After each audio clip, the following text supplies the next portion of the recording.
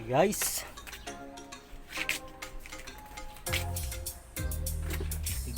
Welcome to my channel. Ngayon guys ay mag-grab tayo ng moon cactus. Ito yung ating moon cactus.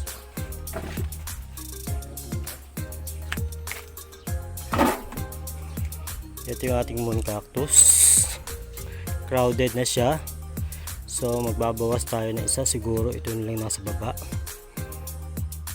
Ito na lang nasa baba ang ating tatanggalin kasi para makahinga naman itong nasa taas. So, tanggalin natin.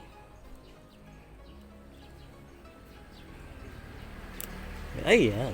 Okay, tanggal pareho. Sige, pero okay lang. Marami naman siyang anak.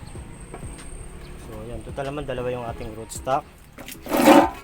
So ito yung ating rootstock o puno ng dragon tree. Ayan.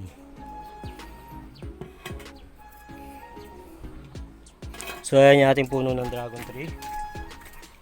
Actually guys, kung puputol kayo ng dragon tree ay 2 to 3 inches, 3 to 4 inches, 3 to 4 inches ang putol ng ating dragon tree. Tapos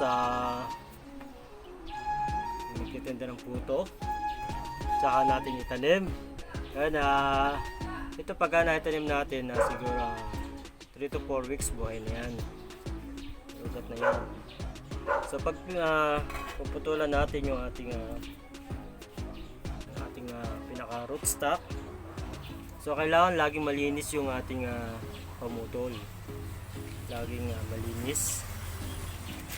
Pag pinutol natin yung ganyan,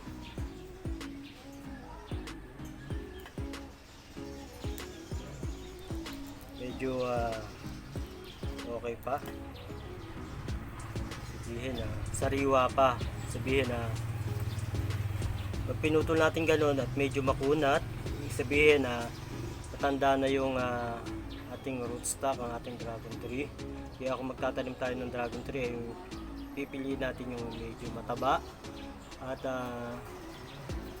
medyo bata na dragon tree kasi para hindi makunat. Pag makunat kasi at pinatungan natin ang ating moon cactus, medyo merong posibilidad na hindi magtuloy yung ating grafting kasi nga ay makunat na yung ating dragon tree. So tama natin.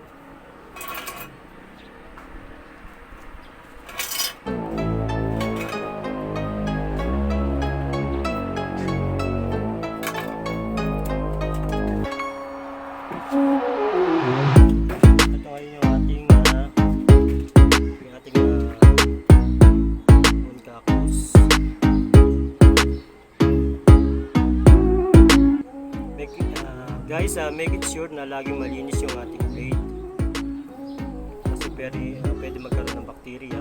Huwag nating hihigupin ito, pwede kasi magkaroon ng bakterya yan.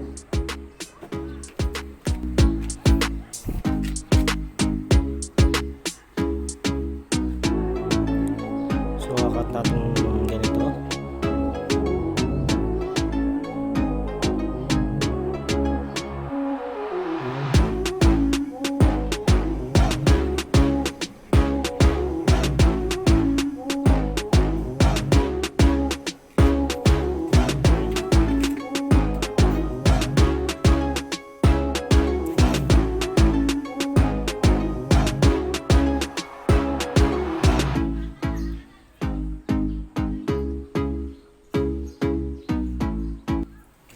Gagamit tayo ng Scotch tape.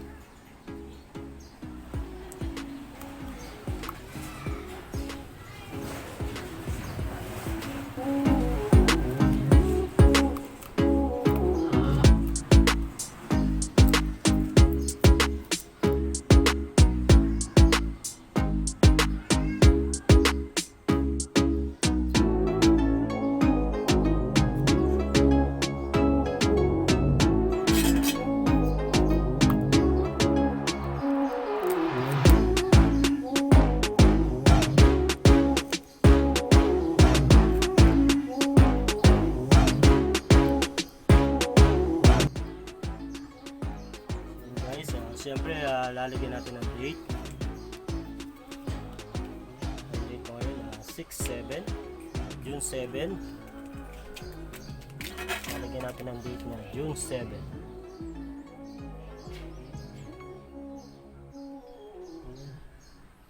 Just para malaman natin kung kailan natin tatanggalin. Pinakano natin ay 10 days bago natin tanggalin yung Scotch tape. 10 days yan, kapit na siya.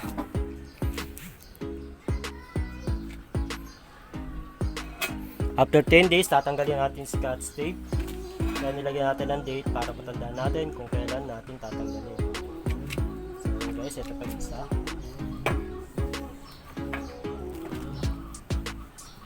Sabi ko nga, pag kinat natin ganyan,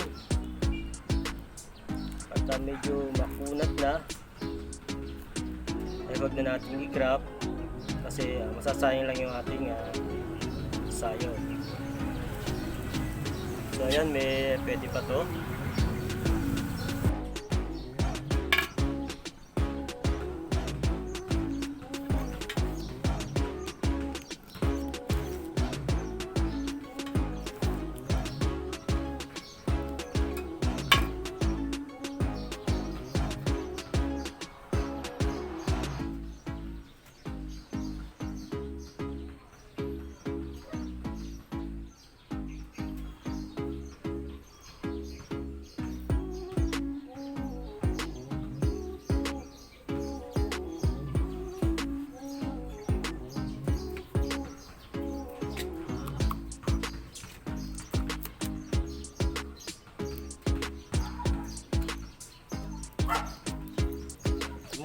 Pagka ganito nakagrap, huwag natin nahahayaang magbasa ng ulan kasi papasukan ng tubig yung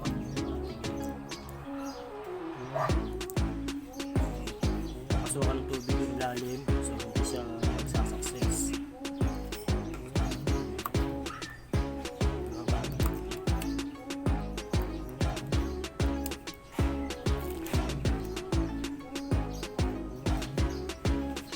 Guys, sana may natutunan kayo.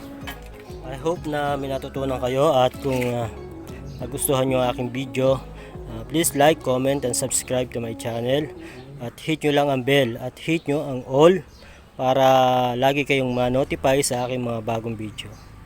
Thanks for watching.